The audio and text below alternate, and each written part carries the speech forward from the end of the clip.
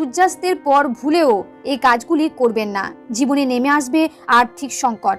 বাস্তুমতে এমন অনেক কাজ রয়েছে যেগুলি সূর্য ডোবার পর একেবারেই করা উচিত নয়। সূর্যোদয় ও সূর্যাস্ত মানে দিন ও রাতের সংযোগস্থল, তাই শাস্ত্রে এই সময়টিকে অত্যন্ত গুরুত্বপূর্ণ বলে মনে করা হয়। তাই সূর্যাস্তের পরে এমন অনেক কাজ আছে যেগুলি কখনোই করবেন না। এতে আপনার পরিবারে যেমন সুখ সমৃদ্ধি থাকবে না, তেমন আর্থিক উন্নতি করতে পারবেন না। এবার জেনে নিন সূর্যাস্তের পর কোন কাজগুলি করবেন না।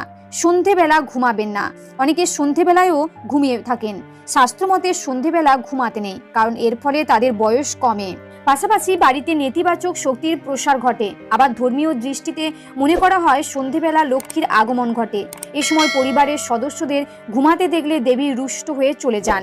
সূর্যাস্তের পর বাড়িতে ঝাঁট দিতে নেই। সূর্যাস্তের পর কখনো বাড়িতে বা উঠোনে ঝাঁট দিতে নেই, কারণ এটি আর্থিক অনটনকে